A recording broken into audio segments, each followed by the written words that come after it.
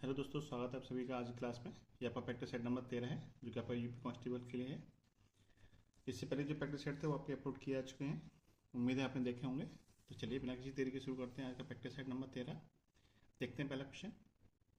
देखिए, पहला क्वेश्चन में दिया हुआ है कि एक छात्र प्रवेश परीक्षा की तैयारी करने के लिए 6 टेस्ट सीरीज देता है। ठीक है, वह एक रेखा आरेख के रूप में अपनी प्रगति प्लॉट करता है। रेखा आरेख इन 6 टेस्ट में प्राप्त किए गए अंकों को दर्शाता है। हॉल ऑफ फेम में उनका नाम कितनी परीक्षाओं में सूचीबद्ध किया गया है। हॉल ऑफ फेम में आपको बताना है कितनी परीक्षाओं में उसका नाम सूचीबद्ध किया गया है। उसके लिए शर्त क्या है कि उन छात्रों को हॉल ऑफ फेम में सूचीबद्ध होने का सम्मान मिला है जिन्होंने 40 से अधिक अंक प्राप्त किए हैं। यानी आपको बताना है कि उसने 6 टेस्ट दिए हैं 1 से लेकर 6 तक, उसमें ऐसे कितने टेस्ट हैं जिनमें उसके नंबर 40 से अधिक मिले हैं।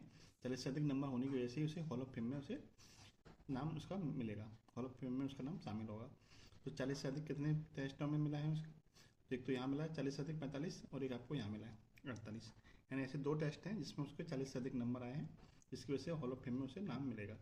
तो कितने टेस्ट पूछे थे आपसे, 2 पूछे थे, 2 किस में दे रखे हैं, ऑप्शन नंबर ए में दे रखे। ठीक है, ए ऑप्शन आपका राइट आंसर बन जाएगा। चलिए क्वेश्चन नंबर 2 देखते हैं।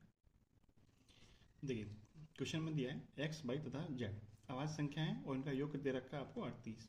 तो एक्स का अधिकतम मान बताइए। 3 संख्याओं का योग 38 है जो कि अभाज्य संख्या है। तो इसमें ये बात कंफर्म होगी कि उसमें एक संख्या आपकी कौन सी होगी, 2 होगी, 2 जरूर होगी, तभी आपकी संभव है कि 3 संख्याओं का योग कोई सम संख्या बन पाए। 3 संख्या आपको x plus y plus z दे रखी है, इनका योग 38 दे रखा है।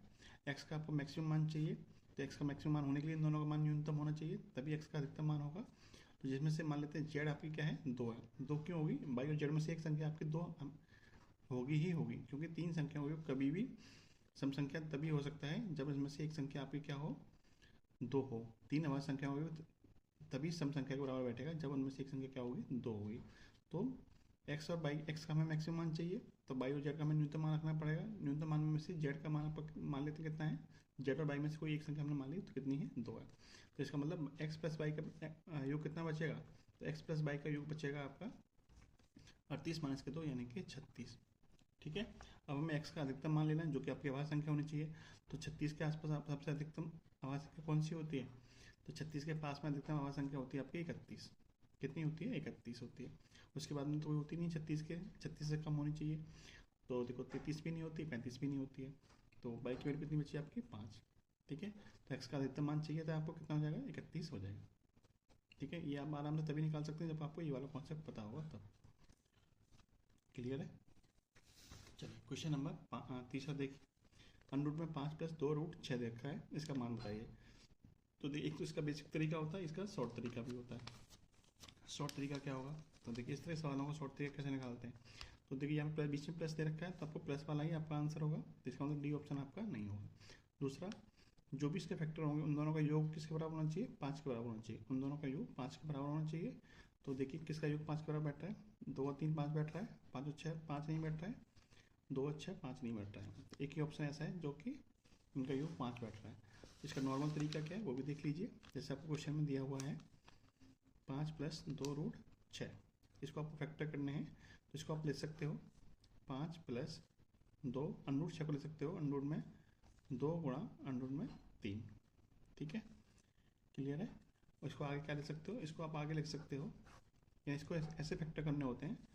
कुल मिला के जो संख्या रखी हुई है इसको आपको इस तरह से लिखना होता है, किस तरह से, a square plus b square plus का 2ab के फॉर्मेट में लिखना होता है। तो इसको जब कंपेयर करोगे 2ab से, तो ए बी की वैल्यू क्या आएगी आपकी, अंडरूट में 6 आएगी। इसको आगे तोड़ेंगे तो अंडरूट 2 इंटू अंडरूट 3 आएगी, तो यहाँ से आपको ए की वैल्यू अंडरूट 2 मिल जाएगी और बी की वैल्यू अंडरूट 3 मिल जाएगी। ठीक है, इनका वर्क करके जोड़ोगे तो आपको कितना मिलेगा, 5 मिल जाएगा। इसका मतलब ये जो आपको फॉर्मूला है अंदर वाला किसका है, a square plus b square plus 2ab का। यानी यहाँ पे ए की वैल्यू कितनी है, √2 है, और बी की वैल्यू कितनी है, √3। इसका वर्क कर देंगे तो आपको ये वाली संख्या मिल जाएगी। ठीक है, √2 का वर्क करेंगे 2 मिल जाएगा, √3 का वर्क करेंगे 3 मिल जाएगा, प्लस के 2 इंटू √2 इंटू √3, यानी कुल मिलाकर आपको यही वैल्यू मिल जाएगी। ठीक है, ये वाली वैल्यू अंदर दे रखी है, ये वाली। तो इस पूरी जब हम क्या ले सकते हैं, अंडर में 2 प्लस अंडर 3 का होल स्क्वायर। इस स्क्वायर से ही आपका अंडर हट जाएगा, बचेगा कितना, बचेगा आपका √2 प्लस के √3, जो कि आपको ऑप्शन नंबर ए में दे रखा है। ठीक है, ये तो आपका बेसिक तरीका है और ये आपका जो शॉर्ट तरीका था वो मैंने आपको पहले बता दिया है। क्लियर है। चलिए क्वेश्चन नंबर 4 देखिए। क्वेश्चन नंबर 4 आपका बोडमास के नियम से होगा। देखिए बोडमास का नियम कहता है पहले आप ब्रैकेट को सॉल्व करिए, फिर आप डिवाइड, फिर मल्टीप्लाई, फिर ऐड और फिर सब्ट्रैक्ट। ठीक है, और इसमें दे नहीं रखा तो उसका यूज होगा नहीं। तो ब्रैकेट किस तरह सॉल्व करेंगे, सबसे पहले छोटा क्वेश्चन सॉल्व करिए। तो देखिए आपको हो जाएगा 1800 भागित 20 गुणा 12 माइनस के 6 कितना होगा, 6 होगा, प्लस 24 माइनस के 12 कितना होगा, 12 होगा। अंदर कितना बचेगा, 12 6 18। तो ये हो जाएगा आपका 1800 भागित 20 गुणा 18। ठीक है, अब ब्रैकेट खोल लिया, अब नंबर आएगा भाग का, तो 1800 बटे में 20 गुणा 18। ठीक है, 20 से कट जाएगा आपके 90 बार, 18 नंबर 162, यानी कि 1620 आपका राइट आंसर बनेगा, option number D. Question number 5 देखिएगा। एक कक्षा के 20 विद्यार्थियों के विज्ञान विषय में औसत अंक 68 है। ये दो विद्यार्थियों के अंक 72 और 61 के स्थान पर 48 और 65 पढ़ लिए जाते हैं, तो इसे ही औसत कितना होगा। देखिए 20 का औसत कितना था, 68 है।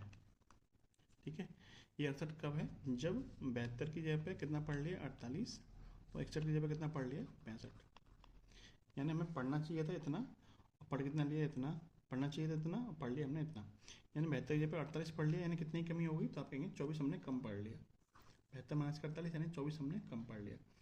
पढ़ना चाहिए था 65, पढ़ना चाहिए था 61, पढ़ कितना लिया हमने, 65 पढ़ लिया, यानी कितना हमने ज़्यादा पढ़ लिया, तो हमने 4 ज़्यादा पढ़ लिया। कुल मिला के अंतर कितना आया, 20, 24 और 4 का अंतर आएगा 20, यानी 20 अभी भी हमने कितना कम पढ़ा हुआ है, तो हमने 20 अभी भी हमने कम पढ़ा हुआ है। तो 20 का अंतर आ रहा है, 20 का अंतर कितने छात्रों पर आएगा, 20 पे। तो प्रत्येक हिस्से में कितना कितना औसत पड़ेगा, तो 20 का अंतर 20 छात्रों पर आएगा, तो यानी प्रत्येक हिस्से में 1 की कमी आ रही होगी। तो जो औसत आपका पहले आया था उसमें अब कितना और जोड़ना पड़ेगा, 1 और जोड़ना पड़ेगा, जिससे उसका औसत सही हो जाएगा। तो पहले औसत कितना था, 68 था, 1 की कमी आ रही थी, तो 1 को जोड़ दीजिए, अब औसत कितना हो गया, 69। तो अब जो सही औसत होगा वो कितना होगा, 69 होगा, ऑप्शन नंबर बी। ठीक है,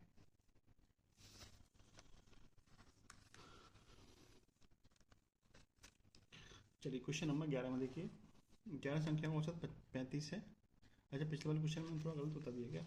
इसमें देखिए पढ़ना चाहिए था 72, पढ़ कितना लिया, 48 पढ़ लिया था, यानी 24 कम पढ़ लिया था। पढ़ना चाहिए था 61, पढ़ लिया था 65, 4 ज़्यादा पढ़ लिया था। ठीक है, तो यहाँ पर हम बताने में थोड़ा गड़बड़ कर दिया वो उल्टा, पर ध्यान रखिएगा कि हमने पहले 24 कम पढ़ा था और 40 में ज़्यादा पढ़ लिया, कुल मिलाकर हमने 20 कम पढ़ा है। तो 20 कम पढ़ा तो 20 जुड़ेगा, 20 जुड़ेगा तो 20 लोगों पर जुड़ेगा, तो 20 लोगों पर प्रत्येक हिस्से में कितना करना पड़ेगा, एक एक पड़ेगा। यानी जो औसत था हमारा पहले, वो हमारे मेन औसत से कितना कम है, 1 कम है। तो इसमें सही 1 जोड़ देंगे तो हमारा सही औसत कितना निकल के आ जाएगा, जो कि हमारा 69 होगा। ठीक है, चलिए 11 में छठा क्वेश्चन देखिएगा। 11 संख्या का औसत 35 है। पहली 6 का औसत दे रखा है 32 और अंतिम 6 का औसत दे रखा है 37। तो छठी संख्या बताइए। देखिए 11 संख्या का औसत दे रखा है आपको 35, पहली 6 का दे रखा है 32 और अंतिम 6 का दे रखा है आपको 37। यानी एक संख्या आपके बीच में क्या हो रही है, ओवरलैप हो रही है, जिसके ये संख्या आपकी 12 बननी है या आपकी 11 बननी है, बीच में छठी संख्या है वो दोनों में काउंट हो रही है। तो क्या कैसे करेंगे, सभी 11 संख्या का औसत 35 है, पहली 6 का 32 है, यानी मैन औसत से कितना कम है, आपका 3 कम है। औसत में 3 की कमी है, तो योग में कितनी कमी हो जाएगी, 6 संख्याओं पर, यानी कि 18 की कमी हो जाएगी, 6 3 18। अंतिम 6 का औसत कितना है, 37। 35 से कितना देखें, आप कहेंगे 2 देखें, औसत में 2 की वृद्धि है, तो 6 संख्या में कितना वृद्धि हो जाएगी, 6 दूनी 12 की वृद्धि हो जाएगी। यानी अभी भी अंतर कितने का है, 6 का अंतर, अभी भी अंतर कितने का है, 6 का। तो जब संख्या आपकी ओवरलैप हो रही हो, ठीक है, यानी छठी संख्या, टोटल संख्या 11 है और ये 6 का अंतर, मतलब पहली 6 दे रखी है, अंतिम 6 दे रखी है, बीच वाली जो छठी संख्या होगी वो दोनों में काउंट हो रही होगी। तो जब संख्या आपकी ओवरलैप कर रही हो, तो आपको क्या करना पड़ेगा, जो आपका यहाँ पर अंतर या जो भी प्लस आए, जो भी संख्या आपकी यहाँ पर निकल के उतना ही आपको क्या करना पड़ेगा, मेन औसत में घटाना पड़ेगा या जोड़ना पड़ेगा। माइनस आ रहा है तो घटाना पड़ेगा, प्लस आए तो जोड़ना पड़ेगा। तो छठी संख्या होगी वो कितनी होगी, उससे 35 होना चाहिए था, लेकिन कम कितना है, 6, तो 6 घटा दीजिए, कितना जाएगा, 29। तो छठी संख्या होगी वो कितनी होगी, 29 होगी। ये आपका शॉर्ट तरीका है, बाकी आप इसको फॉर्मूले से भी कर सकते हैं, उस तरीके से आपको कैलकुलेशन ज़्यादा करनी पड़ेगी, इस तरीके से आपको कम कैलकुलेशन करनी पड़ेगी। ठीक है, चलिए एक व्यक्ति 20% वेतन वृद्धि प्राप्त होने पर उसका वेतन 24,000 हो जाता है, उसका पूर्व वेतन कितना था, 20% बढ़ जाता है। मान लेते 100 वेतन था पहले, 20 बढ़ गया 20%, यानी कि 20 बढ़ गया, अब वेतन कितना हो गया, 120 हो गया। लेकिन 120 नहीं हो गया, वो एक्चुअल में कितना हो जाता है, 24,000 हो जाता है, जो कि 120 का कितना गुना है, तो 200 गुना है। तो मूल वेतन पूछा था, तो 100 का 200 गुना कर दीजिए, कितना हो जाएगा, 20,000। ऑप्शन नंबर ए आपका राइट आंसर बन जाएगा। ठीक है। चलिए नेक्स्ट देखिएगा। देखिए यदि x अनुपात y बराबर 1:3 है तो 3y² प्लस का 3x² अनुपात 2y² माइनस का 8x² का मान बताइए। देखिए x अनुपात y दे रखा है आपको 1:3, इसका मतलब क्या है, x अनुपात y यानी x बट्टे y बराबर 1/3 दे रखा है। x की वैल्यू 1 है, y की वैल्यू 3 है। ठीक है, इस वैल्यू को आपको इसमें रखना है, तो आप 3y², y की वैल्यू कितनी है 3 है, तो 3 का वर्ग हो जाएगा 9 प्लस 3 गुणा x², x की वैल्यू कितनी है 1, 1 का स्क्वायर कितना हो जाएगा 1 बटे में ये वाली संख्या आ जाएगी 2y², y की वैल्यू 3 है, 3 का वर्ग कर दीजिए 9 माइनस 8 गुणा x² 1 का स्क्वायर बना जाएगा। ठीक है, इसको सॉल्व करिए तो 9 3 27 प्लस 3 30 हो जाएगा ऊपर, नीचे 9 दूनी 18 माइनस के 8 यानी कि 10 हो जाएगा। तो इसकी वैल्यू कितनी है 3/1, 3/1 का मतलब कितना हो जाएगा 3:1। Option number C. Simple value रखनी थी आप, और कुछ नहीं करना है, आपका आंसर निकल के आ जाएगा। क्वेश्चन नंबर 9 देखिएगा। ए और बी ने क्रमशः 11,600 और 14,400 रुपये निवेश करके एक व्यापार आरंभ किया। ए ने 12 माह तथा बी ने केवल 6 माह के लिए निवेश किया। वर्ष के अंत में बी का हिस्सा 9,000 था, तो बी का कुल लाभ कितना है, ये कुल लाभ आपको बताना कितना होगा। तो आपको पता है जिस अनुपात में वो निवेश करते हैं उसी अनुपात में वो लाभ मिलता है। तो ए ने कितना निवेश किया, ए ने किया 11,600 कितने महीने के लिए 12 महीने के लिए, और बी ने कितना किया, तो बी ने किया आपका 14,400 कितने महीने के लिए, तो आपने 6 महीने के लिए। ठीक है, इनका अनुपात निकाल लीजिए, तो इनका अनुपात निकालेंगे 2 जीरो से 2 जीरो खत्म, 12 से 144 कटेगा 12 बार। ठीक है, और 4 से कटेगा 3 बार, 4 से ये कट जाएगा आपका 29 बार, इधर बचेगा 29, इधर बचेगा आपका 6 3 18, यानी इनका जो लाभ का अनुपात है वो किस अनुपात में बटेगा, लाभ इनका 29:18 के अनुपात में बटेगा। यानी कुल लाभ कितना होगा 29 + 18 तो 47 होगा, कुल लाभ हो जाएगा आपका 47 यूनिट। लेकिन आपको बी का हिस्सा दे रखा है, बी का हिस्सा कितना है 9,000, यानी 18 यूनिट की वैल्यू आपको दे रखी है कितनी 9,000, यानी 18 यूनिट का कितना गुना है आपका ये, तो 500 गुना है। पूछा क्या था, कुल लाभ पूछा था, कुल लाभ कितना है 47 यूनिट, 47 यूनिट का 500 गुना कर दीजिए, 47 यूनिट का 500 गुना, जो कितना होगा आपका 23,500। कुल लाभ कितना हो जाएगा 23,500 हो जाएगा। ठीक है, ऑप्शन नंबर सी। चलिए क्वेश्चन नंबर 10वां देखिए। एक पंखे का विक्रय मूल्य 4644 दे रखा है, यदि लाभ 29% है तो पंखे का क्रय मूल्य ज्ञात कीजिए। लाभ कितना है 29%, तो देखिए मान लेते हैं जो क्रय मूल्य है वो कितना है 100 यूनिट था, जिसको 29% के लाभ पे बेचा गया है, तो 100 का 29% 29 ही होता है। ठीक है, यानी कि उसने 129 में बेचा होगा, लेकिन उसने एक्चुअल में कितने का बेचा है, तो एक्चुअल में उसने बेचा है 4,644 में, जो कि 129 का 36 गुना होता है। क्रय मूल्य कितना माना था हमने 100 माना था, तो 100 का 36 गुना कर दीजिए, कितना हो जाएगा आपका 3600। क्रय मूल्य कितना हो गया पंखे का 3600 रुपये उसका क्रय मूल्य हो गया। ठीक है, चलिए क्वेश्चन नंबर 11वां देखिए। 8,000 का 4% वार्षिक ब्याज की दर से 2 वर्ष के लिए चक्रवृद्धि ब्याज कितना होगा। 2 वर्ष के बाद में हमें चक्रवृद्धि ब्याज बताना कितना होगा। देखिए मूलधन कितना है, मूलधन है आपका 8,000, 8,000 पे मूलधन है, और दर कितनी है, दर है आपकी 4%। तो चक्रवृद्धि ब्याज में क्या होता है, चक्रवृद्धि ब्याज और साधारण ब्याज में क्या अंतर होता है, तो देखिए साधारण ब्याज क्या होता है हर साल समान मिलती है, और चक्रवृद्धि ब्याज क्या होता है, चक्रवृद्धि ब्याज में पहली साल का साधारण ब्याज और चक्रवृद्धि ब्याज समान रहता है, लेकिन दूसरे साल से क्या होता है कि जो ब्याज आपको पहली साल मिला है उस पर फिर से आपको ब्याज देना पड़ेगा। ये आपका चक्रवृद्धि ब्याज में अंतर रहता है। तो उसमें होगा क्या, बात हो रही है 2 साल की, तो पहली साल और दूसरी साल। पहली साल क्या हुआ, आपको 8,000 रुपये पर 4% दर से ब्याज मिल जाएगा, यानी 8,000 का 4% ब्याज कितना मिल जाएगा, तो आप कहेंगे 8,000 का 4% हो जाएगा आपका 320 रुपये। तो पहली साल आपको 320 रुपये ब्याज मिल जाएगा। दूसरे साल क्या होगा, दूसरे साल आपको 320 रुपये जो ब्याज मिल रहा था वो तो ब्याज मिलेगा ही मिलेगा, साथ में कितना ब्याज और एक्स्ट्रा मिल जाएगा, तो जो ब्याज आपको पहली साल मिला है उस पर आपको 4% ब्याज और एक्स्ट्रा मिलेगा, यानी कि 320 का 4% ब्याज एक्स्ट्रा मिल जाएगा, जो कितना हो जाएगा आपका 12.8। यानी दूसरे साल आपको 12.8 रुपये और एक्स्ट्रा मिलेंगे, यानी पहली साल आपको इतने रुपये मिलेंगे 320, दूसरे साल कितने मिलेंगे 320 के अलावा 12.8 रुपये और एक्स्ट्रा मिलेंगे। ठीक है, कुल मिला के 2 साल में कितना ब्याज मिल जाएगा, पहली साल का 320 रुपये और दूसरे साल का 320 प्लस के 12.8, यानी कि आपका हो गया है 552 ये 3 6 और 50 652 कितना होगा, 652.8 रुपये आपका ब्याज मिल जाएगा 2 साल के बाद। ऑप्शन नंबर ये आपका राइट आंसर होगा। इसको बोलते हैं ट्री मेथड। इस तरीके से सवाल क्या बोलते हैं, ट्री मेथड बोलते हैं। यानी कि आपको पहले साल जो ब्याज मिलेगा वो तो मिलेगा ही मिलेगा, सेम ब्याज आपको दूसरे साल भी मिलेगा 4% की तरफ से, पर जो ब्याज आपको पहली साल मिला है उस पर आपको एक्स्ट्रा ब्याज देना पड़ेगा, यानी एक्स्ट्रा ब्याज आपको और मिलेगा कितनी % की दर से, उसी दर से। तो 320 का 4% कितना हो जाएगा आपका 12.8 रुपये, यानी कुल मिला के 2 साल का जो ब्याज बनेगा वो 652.8 रुपये बनेंगे। ठीक है, और इसी टाइप का सेम क्वेश्चन है आपका क्वेश्चन नंबर 12। तो इस क्वेश्चन को आप करिएगा इसी टाइप से करिए जिस टाइप से मैंने करके बताया। ठीक है, आसान होगा आपको करने में। ठीक है, क्वेश्चन नंबर 12 आपका माइंड बॉक्स में बताइएगा। क्वेश्चन नंबर 13 देखिएगा, ए एक काम को 12 दिनों में कर सकता है, बी ए की तुलना में 60% अधिक सक्षम है, बी तथा ए मिलकर उस कार्य को कितने दिन में कर सकते हैं। देखिए, बी ए की तुलना में कितना % सक्षम है, 60% अधिक सक्षम है। 60% का भिन्न कितना होता है, आप कहेंगे 3/5 होता है।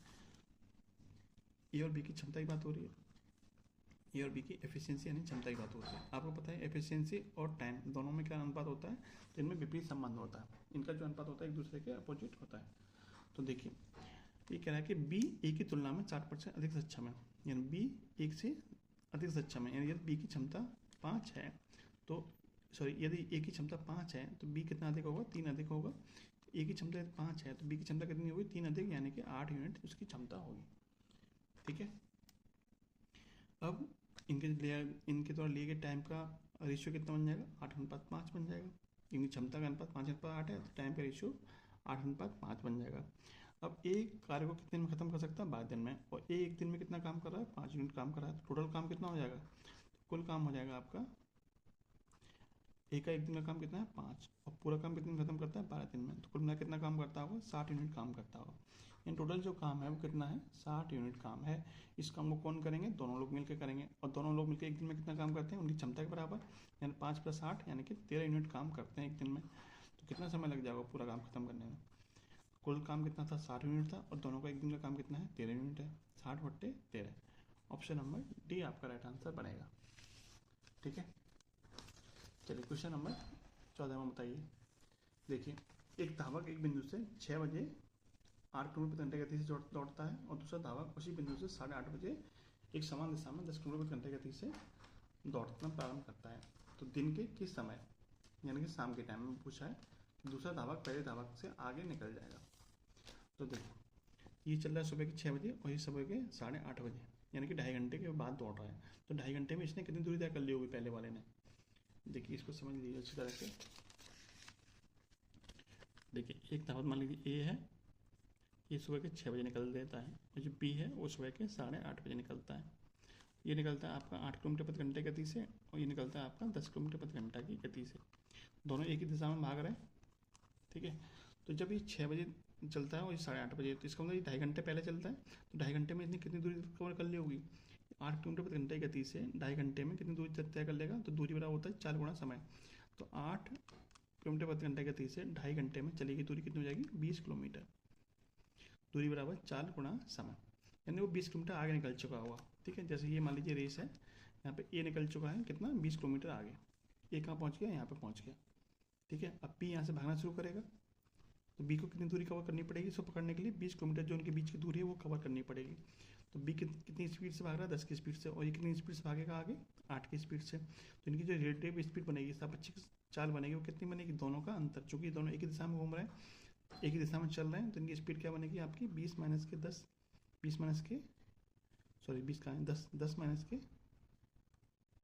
8 कितना हो जाएगा, 2 किलोमीटर प्रति घंटा की स्पीड से ये इसका पीछा करेगा। यानी इन दोनों के बीच की सापेक्षिक चाल होगी कितनी होगी, 2 किलोमीटर प्रति घंटा की स्पीड होगी, और दूरी कितनी है, 20 किलोमीटर कवर करनी है। कितने समय में कवर कर देगा ये, तो कितना समय लगेगा, समय बराबर होता है दूरी/4। दूरी कितनी है 20, और चाल कितनी बनेगी इनकी, 2 किलोमीटर प्रति घंटा, यानी कि 10 घंटे में ये उसको पकड़ लेगा। पकड़ने का मतलब उसको पार कर देगा। तो 10 घंटे कितने के बजे के बाद, जब ये चलना शुरू करेगा उसके 10 घंटे के बाद, कितने बजे चला ये, 8:30 बजे। 8:30 में 10 घंटा जोड़ेंगे, 8:30 में 10 घंटा जोड़ देंगे तो कितना हो जाएगा, ये 6.5 घंटा हो जाएगा। 6:30 बज जाएंगे शाम के, कितने बज जाएंगे, 6:30 बज जाएंगे। ठीक है, कब की, शाम की। ऑप्शन नंबर सी आपका राइट आंसर बनेगा। क्वेश्चन नंबर 15 में देखिए, एक वृत्ताकार मैदान के चारों ओर एक वृत्ताकार सड़क है, उस सड़क के बाहरी वृत्त और आंतरिक वृत्त की परिधियों का अंतर दे रखा है आपको 66 मीटर। पूछा है आपसे सड़क की चौड़ाई कितनी होगी। देखिए एक वृत्ताकार मैदान है, जैसे मान लीजिए ये वृत्ताकार मैदान है, इसके बाहर एक सड़क है, वृत्ताकार ही सड़क है, ठीक है। ये मान लीजिए आंतरिक त्रिज्या स्मॉल आर है और यहाँ पे कैपिटल त्रिज्या इस तरीके से मान लीजिए यहाँ से यहाँ तक की दूरी इस कैपिटल आर है, ठीक है। पूछा क्या है इनके बीच की चौड़ाई, यानी ये दूरी हमको बतानी है, ठीक है। ये दूरी कितनी होगी, चौड़ाई कितनी होगी। अब देखिए अब आपको बोला क्या है उनके बाहरी वृत्त और आंतरिक वृत्त। आंतरिक वृत्त तो ये हो गया, बाहरी वृत्त आपका बाहर वाला हो गया। इनके बीच की परिधि है, ये जो परिधि है इनके बीच का अंतर दे रखा है आपको कितना, 66 मीटर। आपको पता है कि पूछा गया चौड़ाई पूछी, चौड़ाई का मतलब क्या है, इन दोनों त्रिज्याओं के बीच का अंतर पूछा है। यानी कैपिटल आर में से यदि हम स्मॉल आर घटा देंगे तो हमें ये चौड़ाई पता चल जाएगी, ठीक है। यही हमसे पूछा भी है। देखिए आपको पता है वृत्त की परिधि क्या होती है, वृत्त की परिधि का फॉर्मूला होता है 2 पाई आर। अब यदि हम कैपिटल आर यानी कि कैपिटल परिधि है बाहर वाली वृत्त की जो परिधि है उसमें से 2 पाई आर में से स्मॉल वृत्त की परिधि 2 पाई स्मॉल आर घटा दें तो हमें कितना मिल रहा है, 66 मिल रहा है, ठीक है। अंतर कितना दे रखा है, 66 दे रखा है। इसको आगे सॉल्व करते हैं तो देखिए 2 पाई कॉमन ले लेते हैं, कैपिटल आर माइनस के स्मॉल आर बराबर 66 और 2 गुणा पाई की वैल्यू कितनी होती है, 22/7 होती है। कैपिटल आर माइनस के स्मॉल आर बराबर 66, 22 दिया 66, 7 दिया 21/2। आर माइनस आर की वैल्यू कितनी जाएगी, 21/2 यानी कि 10.5। आर माइनस आर ही तो आपसे पूछा था, यानी दोनों त्रिज्याओं के बीच का अंतर यानी कि जो चौड़ाई होगी मार्ग की वही तो पूछा था, जो कितना है 10.5 मीटर। ऑप्शन नंबर 1 क्लियर है।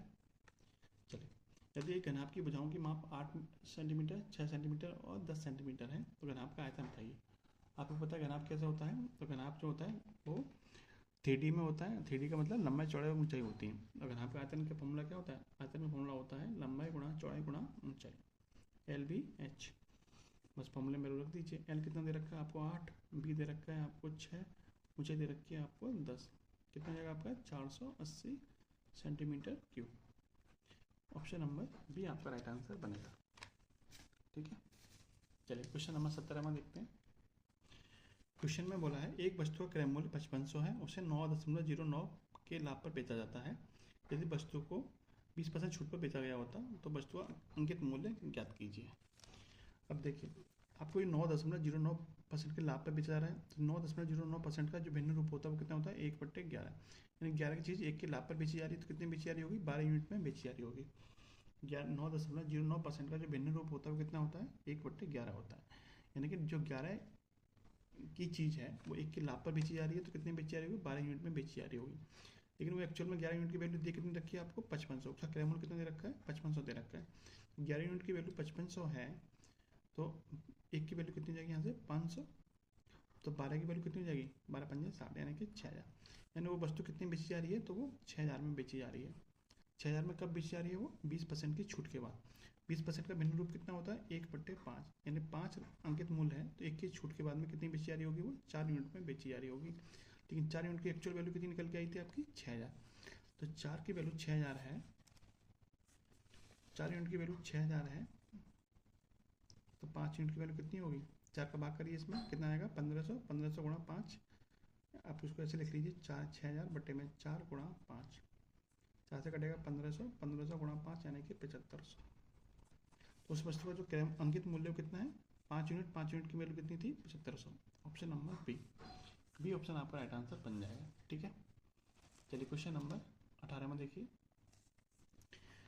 ये आपका अंडर में दे रखा है 9, फिर 2√16 दे रखा है, फिर आपका घनमूल 512 दे रखा है। इसका मान बताना हमें क्या आएगा। तो देखिए इसको दाएं तरफ से सॉल्व करते हैं तो ये 9 का 9 रहेगा प्लस के 2√16, √16 का वर्गमूल कितना आ जाएगा आपका, √16 का 4 आ जाएगा प्लस 512 का घनमूल कितना आता है 8 आता है। इसको सॉल्व करिए 9 + 8 + 8 ये हो जाएगा आपका अंडर में 25, 25 का वर्गमूल कितना आता है 5 आता है, ठीक है। Option number B. Question number 19 में देखिएगा यदि किसी संख्या में 1/2 जोड़ दिया जाए और फिर उस योगफल से 3 से गुणा कर दिया जाए तो 21 प्राप्त होता है, तो संख्या बताइए। हमारी संख्या कितनी है, हमारी संख्या हमारी x, उसमें कितना जोड़ा जा रहा है तो 1/2, 1/2 का मतलब कितना है 0.5, फिर उसमें कितने से गुणा किया जा रहा है 3 से, तो गुणनफल हमें कितना मिलता है तो हमें गुणनफल मिलता है 21। इसको सॉल्व कर लेते हैं और एक्स की वैल्यू निकाल लेते हैं। 3 गुणा में है, इधर भाग में जाएगा तो 7 पर कटेगा और x प्लस 0.5 बराबर 7 है। तो x की वैल्यू कितनी आ गई, 7 में से आधा घटा देंगे तो 6.5। तो x की वैल्यू कितनी आ गई, 6.5 आ गई, ऑप्शन नंबर ए। ठीक है, चलिए क्वेश्चन नंबर 20 देखिए, ये आपका रीजनिंग वाला पार्ट है, इसको देखते हैं। देखिए क्वेश्चन नंबर बीच में दिया है, भीमकाय का संबंध बौना से है तो प्रतिभाशाली का संबंध किससे होगा। भीमकाय का विलोम होता है बौना, प्रतिभाशाली का विलोम क्या हो जाएगा आपका, मूर्ख। क्या हो जाएगा, मूर्ख हो जाएगा, ऑप्शन नंबर ए। ठीक है, क्वेश्चन नंबर 21 देखिए, 102 का संबंध इससे दे रखा है तो 107 का संबंध किससे होगा। तो क्या संबंध बनाए इनमें आपस में, तो 102 का वर्ग करेंगे कितना आता है, 104 आता है। तो 107 का वर्ग करेंगे कितना आएगा, तो 107 का वर्ग कैसे करते हैं, तो देखिए 7 का वर्ग कितना होता है, 49 लिख लीजिए। जितना 100 से जाता है, 100 से कितना जाता है, 107, 7 जाता है, 7 जोड़ दीजिए, 107 में 7 जोड़ देंगे 114। तो 114 49 आपका राइट आंसर बनेगा। ठीक है, तो 100 के आसपास वाली संख्या जो होती है उनका वर्ग ऐसे निकाला जाता है। जैसे 102 का वर्ग निकालना था आपको, तो 102 का वर्ग कैसे निकालोगे, तो 2 का वर्ग कर दीजिए, कितना आएगा 4। 100 से कितना जाता है, 102, 2 जाता है, तो 102 को 102 में 2 जोड़ दीजिए, कितना जाएगा, 104 आ जाएगा। जितना ज़्यादा उतना ही उसमें जोड़ दीजिए। 100 से 2 जाता है तो 102 में 2 जोड़ दीजिए, 104 आ जाएगा। ठीक है, क्वेश्चन नंबर 22 देखिए, स्टार को इस तरह से लिखा गया है तो रोज को किस तरह से लिखा जाएगा। इन दोनों में आपस में क्या संबंध बनाया, देखिए एस टी को उल्टा कर दिया है, ए आर को उल्टा कर दिया है। आर ओ को उल्टा करेंगे ओ आर बनेगा और एस ई को उल्टा करेंगे ई एस बनेगा। ठीक है, ई एस आपको यहाँ दे रखा है, तो ऑप्शन नंबर बी आपका राइट आंसर होगा। क्वेश्चन नंबर 23 देखिए, निम्नलिखित प्रश्न में दिए विकल्पों में विषम शब्द को चुनना है। हैंगर का संबंध हवाई जहाज से दे रखा है, यार्ड का ट्रेन से दे रखा है, डिपो का बस से दे रखा है, स्कूटर का गैरेज से दे रखा है। यानी पहले में आपको क्या दे रखा है, दूसरी वस्तु को खड़ा होने का स्थान दे रखा है, यहाँ पे चीज़ें स्टॉप की जाती हैं। वहाँ पे ट्रेन कहाँ रुकती है, यार्ड पर जाके, हवाई जहाज हैंगर में खड़े होते हैं, बस डिपो में खड़ी होती है, और गैरेज स्कूटर में नहीं। ये उल्टा दे रखा है आपको, स्कूटर इधर होना चाहिए, गैरेज इधर होना चाहिए, तब आपका सही होता है, लेकिन उल्टा दे रखा है तो ये आपका इन तीन से भिन्न हो जाएगा। ठीक है, चलिए क्वेश्चन नंबर 24, निम्नलिखित प्रत्येक प्रश्न में दिए गए विकल्पों में से लुप्त पद ज्ञात कीजिए। लुप्त पद हमें बताना है। देखिए 9, 19, 37, 75, 149, आगे क्या आएगा, 9 से 19 कैसे बन सकता है, 9 का डबल कर दीजिए, 9 दूनी 18 प्लस का 1, कितना बन गया आपका 19। 19 से 37 कैसे बनेगा, 19 दूनी 38 माइनस का 1, 37। यानी पहले डबल करिए +1 डबल माइनस के 1 +1 माइनस 1, इस तरह से चल रहा है आपका। तो यहाँ पे आपको +1 किया, यहाँ माइनस के 1, यहाँ +1, यहाँ माइनस के 1, तो यहाँ कितना करना पड़ेगा, +1 करना पड़ेगा। ठीक है, यानी 149 का डबल कर दीजिए और +1 कर दीजिए, कितना आ जाएगा आपका ये 299। ठीक है, 299 आपका राइट आंसर बनेगा, ऑप्शन नंबर डी। 25 देखिए, ABA इस तरह की सीरीज दे रखी है, आपको यहाँ पे बताना क्या आएगा। तो क्या लॉजिक लगा इसमें, देखते हैं। देखिए ABA यानी कि शुरू का पहले कितने लेटर कैपिटल में है, 1 2 3 4 5, 5 लेटर कैपिटल में, 3 स्मॉल में। फिर क्या हुआ है आपका, शुरू में एक लेटर कम कर दिया कैपिटल का, पीछे से एक लेटर बढ़ा दिया है। ठीक है, पीछे से एक लेटर क्या है, बढ़ा दिया है। शुरू से कम होते जा रहे हैं, पीछे से बढ़ते जा रहे हैं, शुरू से कम होते जा रहे हैं, पीछे से बढ़ते जा रहे हैं। शुरू से क्या हो जाएगा, यहाँ पे एक कम हो जाएगा, यानी शुरू का जो लेटर से शुरुआत होगी वो किससे होगी, स्मॉल लेटर से होगी। तो ये हमारा आंसर नहीं होगा, ये भी हमारा आंसर नहीं होगा। और लास्ट के जो 5 लेटर होंगे वो क्या होंगे, कैपिटल में होंगे, जो कि आपको इसमें दे रखे हैं। तो यही हमारा आंसर बनेगा। ठीक है, क्वेश्चन नंबर 26, 3, 5, 8, 12। 3 से 5 कैसे बनाए, 2 को ऐड किया है, 5 से 8 3 ऐड किया है, 8 से 12 4 ऐड किया है, तो आगे कितना ऐड करना पड़ेगा, 5, 12 और 5 17, बीच में कितना आना चाहिए, 70 आना चाहिए, जो कि आपको, अच्छा ठीक है, 3 ऑप्शन में दे रखा है, यानी डी ऑप्शन आपका राइट आंसर नहीं होगा। अब देखिए P से 18 2 ऐड किया है, R से T पे जाने पे 2 ऐड किया है, T से भी 2 ऐड किया है, B से जाएंगे तो 2 ऐड करेंगे, यानी B + 2 कितना होता है, 24, 24 का मतलब X होता है, तो आपका ये भी आंसर नहीं होगा। तीसरा चेक करिए, C + F + I, कितने कितने का अंतर आ रहा है, 3 3 का अंतर आ रहा है, 3 ऐड करेंगे तो L + 3 15, यानी कि O आएगा, ऑप्शन नंबर बी। ठीक है, चलिए क्वेश्चन नंबर 27 देखिएगा। जॉनसन अपने कार्यालय के लिए कार से चला। वह उत्तर की ओर 15 किलोमीटर चला। हम डायमंड से बना लेते हैं। ये ईस्ट है, ये आपका वेस्ट, ये नॉर्थ और ये आपका साउथ। यहाँ से चला देते हैं हम उत्तर की ओर। कितना चलेगा शुरू में वो 15 किलोमीटर। यहाँ से चला आपका कितना 15 किलोमीटर। फिर 10 किलोमीटर पश्चिम दिशा में चलता है। फिर 10 चलता है पश्चिम दिशा में, और फिर वह दक्षिण को मुड़ता है। कितना चलता है 5 किलोमीटर चलता है। कितना चल गया 5 किलोमीटर। इसके बाद वो पूर्व की ओर चलता है और कितना मुड़ता है 8 किलोमीटर मुड़ता है। ठीक है। फिर अंततः वो दाहिनी ओर मुड़ा और कितना चल गया 10 किलोमीटर चल गया। ठीक है। अब पूछा है कि वह जिस बिंदु से चला था उस बिंदु से वो कितनी दूरी पर है और किस दिशा में। देखिए ये 5 हो गया, ये 10 हो गया, कुल मिला के इसके बराबर ही चल गया लौटते में, है ना। तो ये दूरी कितनी बची होगी, यहाँ से यहाँ तक 8 है, तो ये दूरी कितनी बची होगी, ये दूरी बची होगी 2। ठीक है। तो यहाँ से यानी कि जो अभी है वो शुरुआती बिंदु से कितनी दूरी पर है, 2 किलोमीटर की दूरी पर है। किस दिशा में होगा, तो ये आपका दिशा कौन सी होगी, ये आपकी पश्चिम दिशा होगी, क्योंकि आपका ऑप्शन नंबर ए में दे भी रखी। ठीक है। चलिए क्वेश्चन नंबर 28। क्वेश्चन नंबर 28 देखिए। कृतिका दक्षिण की ओर 40 मीटर चलती है, फिर वह अपने दाएं ओर मुड़कर 30 मीटर चलती है। दक्षिण को चला देते हैं, यहाँ से इस पॉइंट से 40 किलोमीटर दक्षिण को चलती है। ठीक है। फिर अपने दाईं ओर मुड़ के कितना चलती है, तो दाईं ओर मुड़ेगी तो कितना चलेगी, इधर को कितना चलेगी 30 मीटर। फिर अपने बाईं ओर मुड़ेगी, कितना चलती है 50 मीटर। बाईं ओर मुड़ गई 50 मीटर चल गई। पुनः अपने बाईं ओर मुड़ती कितना चलती है 30 मीटर। कितना चलती है 30 मीटर चलती है। ठीक है। पूछा कि वो अपने आरंभिक स्थान से कितनी दूर है, यानी इस स्थान से ये दूरी कितनी होगी। जितना ये 30 चली थी यहाँ से यहाँ तक, उतना ही 30 वापस पहुँच गई। इसका मतलब इसी लाइन में आ गई है। कितना चल गई 40 यहाँ चली थी, 50 यहाँ चली थी, क्योंकि ये जो दूरी होगी वो कितनी होगी 50 हो गई। यहाँ से यहाँ तक की दूरी 50 + 40 कितना हो गया 90। तो आरंभिक स्थान से कितनी दूरी पर है ये 28, का आंसर कितना हो जाएगा 90, option number D. Question number 29 देखिए। देखिए आपको 5 शब्द दे रखे हैं अंग्रेजी वर्णमाला के। आपको बताना है कि शब्द को उसके अनुसार इन्हें क्रम में लगाना है। सबसे पहले क्या आएगा, सबसे पहले सब में ई दे रखा है, तो इससे कोई फर्क पड़ने वाला नहीं है। दूसरा नंबर चेक करिए, यहाँ पे एक्स है, यहाँ पे भी एक्स है, यहाँ पे भी एक्स है और यहाँ पे भी एक्स है। दूसरे नंबर से भी कोई फर्क पड़ने वाला नहीं है। तीसरे नंबर पर चेक करिए, यहाँ पे ए है, यहाँ पे पी है, यहाँ पे पी है और यहाँ पे भी पी है। इन सब में सबसे पहले कौन आता है, तो ए आता है। इसका मतलब पहला वाला सबसे पहले आएगा। ठीक है। दूसरे नंबर पे क्या आएगा, दूसरे नंबर पे पी है, यहाँ पे भी पी है और यहाँ पे भी पी है। पी के बाद वाला चेक करिए, पी के बाद यहाँ पे एल है, यहाँ पे ई है, यहाँ पे भी ई है, तो एल और ई। ठीक है। एल और ई में पहले कौन आता है, तो ई आता है। कौन आता है, ई आता है। तो इसका मतलब ई वाला इन दोनों में से पहले चेक करना है हमें। ई वाला तो आपका चौथे नंबर पर पहुँच जाएगा। ठीक है। तो दूसरा सबसे लास्ट में आएगा, तो ये नहीं होगा और ये भी नहीं होगा।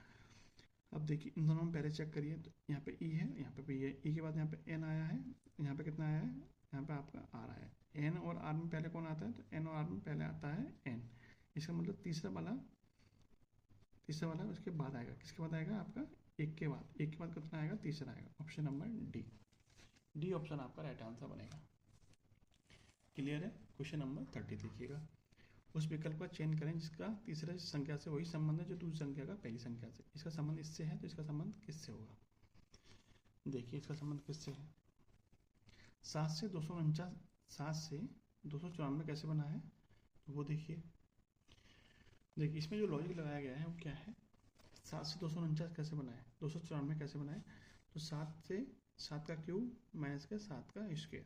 7 का क्यूब कितना हो जाएगा 343, माइनस का 7 का स्क्वायर 49 करेंगे, घटाएंगे इसमें से, तो आपका 294 बनेगा। तो ये लॉजिक आपको इसमें लगाना है, यानी 9 का क्यूब माइनस के 9 का स्क्वायर, 729 माइनस के 81 कितना जाएगा आपका 648। ऑप्शन नंबर बी ऑप्शन आपका राइट आंसर हो जाएगा। ठीक है। चलिए क्वेश्चन नंबर 31 देखिए। आपको बताना कि क्वेश्चन मार्क के स्थान पर क्या आएगा। सीरीज दे रखी है आपको, तो देखिए इसमें 2 सीरीज बन रही है। 91 से 94 प्लस के 3 हो रहा है, 94 से 101 प्लस के 7 हो रहा है, 101 से 112 प्लस के 11 हो रहा है। इधर देखिए 100 से 97 माइनस के 3 हो रहा है, 97 से 90 माइनस के 7 हो रहा है, 90 में से कितना माइनस करना पड़ेगा 3 7 11 3 7 11 यानी 11 माइनस करना पड़ेगा। 11 माइनस करेंगे तो कितना आएगा 79 आएगा। Option number B. ठीक है। चलिए क्वेश्चन नंबर 32 में देखिएगा। कुछ धाराएं नदियाँ हैं, कुछ धाराएं क्या हैं, कुछ धाराएं नदियाँ हैं, ठीक है। कुछ धाराएं नदियाँ हैं, कोई भी नदी झील नहीं है, कोई भी नदी क्या है, झील नहीं है। तो इस तरह से डायग्राम बनेगा। अब से निष्कर्ष क्या निकल सकता है, कोई भी धारा झील नहीं है, कोई भी धारा झील नहीं है। धारा और झील के बीच में कोई संबंध दे रखा था कथन में, तो नहीं दे रखा था। धारा और नदी के झील के बीच में कोई भी डायरेक्ट संबंध नहीं दे रखा था। तो आप इसका हो भी सकता है और नहीं भी हो सकता है, आपको पूरा 100% लेना है, तो ये आपका आंसर नहीं बनेगा, ठीक है। कुछ नदियाँ धारा हैं, कुछ धाराएं नदियाँ हैं, कुछ नदियाँ धाराएं, बिल्कुल सही बात है। तो सिर्फ और सिर्फ आपका दूसरा निष्कर्ष निकल रहा है ऑप्शन नंबर बी। पहला निष्कर्ष आपका 100% सही नहीं है, तो आपको नहीं लेना है, ठीक है। क्वेश्चन नंबर 33 देखिएगा, बताइए क्वेश्चन मार्क इस नंबर क्या आएगा। 8, 13, 23, 43। 8 से 13 कितना गया है, 5 जुड़ा है, कितना जुड़ा है, 5। 13 से 23 10 जुड़ा है, फिर यहाँ पे आपका 20 जुड़ा है, 5, 10, 20 यानी डबल होता जा रहा है। आगे कितना जुड़ेगा, 40 जुड़ेगा। 43 में 40 जोड़ देंगे, 43 में 40 जोड़ देंगे, कितना आएगा, 83। तो यहाँ पे कितना आएगा, 83 आएगा, ऑप्शन नंबर सी, ठीक है। 34 क्वेश्चन आपके लिए है, आप कमेंट बॉक्स में बताना, सिंपल क्वेश्चन है। 35 देखिएगा, मॉल बाजार के 250 मीटर उत्तर पश्चिम में। आपको पता है दिशाएं इस तरह से बनाते हैं, ये आपकी पूरब होती है, ये पश्चिम और उत्तर है दक्षिण, दिशाएं बना लेते हैं, ठीक है। अब देखिए मॉल जो है वो बाजार के 250 मीटर उत्तर पश्चिम है, ये नॉर्थ है, ये वेस्ट है। उत्तर पश्चिम किधर होगा, इधर होगा। कितना है, 250 मीटर। क्या है, मॉल, ये मॉल है आपका, ये आपका बाजार है। मॉल बाजार के 250 मीटर क्या है, उत्तर पश्चिम में। स्कूल बाजार के 250 मीटर दक्षिण पश्चिम है। दक्षिण पश्चिम कौन सा होगा, ये वाला, क्योंकि पश्चिम है, ये आपका दक्षिण है। दक्षिण पश्चिम में हो गया, ये कौन सी जगह होगी, स्कूल होगी। पूछा क्या है आपका, स्कूल मॉल से किस दिशा में, यानी स्कूल जो है वो मॉल से किस दिशा में, तो ये दिशा कौन सी होगी, ये दिशा कौन सी थी, नीचे वाली दिशा कौन सी होगी, यहाँ पे प्लस बना लीजिए। ये दिशा कौन सी होगी आपकी, दक्षिण होगी। कौन सी होगी, दक्षिण। ऑप्शन नंबर सी आपका राइट आंसर होगा। 36 देखते हैं, कथन और तर्क। कथन में बोला है, क्या घाटा देने वाली सरकारी एयरलाइनों का विलय करके उन्हें एक इकाई बना देना चाहिए, जो घाटा दे रही हैं एयरलाइंस उनको विलय करके एक यूनिट की तरह प्रयोग करना चाहिए। इसके पीछे क्या तर्क है, हाँ ऐसा कर देना चाहिए, क्योंकि विलय से उनके संसाधन इकट्ठे हो जाएंगे और उनकी सेवाएं बढ़ सकेंगी और वे निजी और विदेशी एयरलाइनों के सामने अधिक प्रतिस्पर्धी हो पाएंगी। विलय कर देंगे तो वो एक यूनिट की तरह काम करेंगे और अपनी अधिक क्षमता दे पाएंगी। तो पहला आपका तर्क एकदम सही है। दूसरा देखिए, नहीं, विलय से बहुत से लोगों की नौकरी चली जाएगी, ये तर्क इतना मजबूत नहीं है, ठीक है। दूसरा आपका तर्क नहीं निकल रहा, सिर्फ एक तर्क निकल रहा है, ऑप्शन नंबर ए। और लास्ट क्वेश्चन देखिएगा आज का, कथन और निष्कर्ष। कथन कह रहा है, माना जाता है कि सामवेद 200 ईसा पूर्व के आसपास लिखा गया है। सामवेद कब लिखा गया है, 200 ईसा पूर्व के आसपास। इससे क्या निष्कर्ष निकल सकता है, इतिहास में सामवेद सबसे पुरानी किताबों में से एक है, सबसे पुरानी पुस्तकों में से एक है, सबसे पुरानी पुस्तकों में से एक है, तो बिल्कुल बात सही है। तो जब वो कह रहा है कि 200 ईसा पूर्व के आसपास लिखा गया है, इसका मतलब वो सबसे पुरानी पुस्तकों में से एक है, तो बिल्कुल सही बात है। दूसरा कह रहा है इतिहास में सामवेद सबसे पुरानी पुस्तक है, 200 ईसा पूर्व के आसपास लिखा गया, इसका मतलब जरूरी नहीं है कि सबसे पुरानी हो, तो ये आपका तर्क नहीं निकलता है, सिर्फ एक तर्क निकलता है जो कि आपका ऑप्शन नंबर बी में दे रखा है, ठीक है। तो ये था आज का प्रैक्टिस सेट नंबर 13। वीडियो आपको कैसी लगी कमेंट बॉक्स में जरूर बताना। अच्छी लगी हो तो लाइक और शेयर करना बिल्कुल मत भूलना। जय हिंद, जय भारत।